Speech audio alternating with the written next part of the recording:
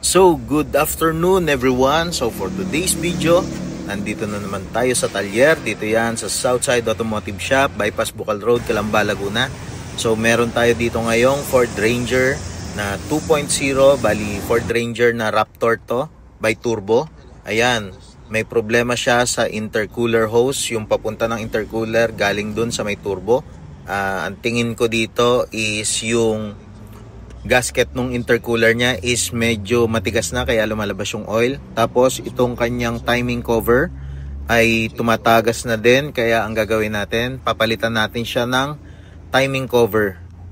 And ayan, kitang kita naman natin na medyo madami ng leak. So palitan na rin natin ito ng timing cover. So ayan, palitan muna natin at baklasin natin.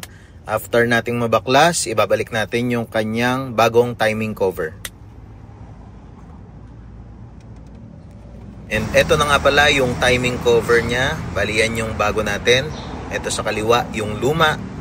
So eto na ang bago nating timing cover. Wala na yung mga tagas-tagas, yung mga oil.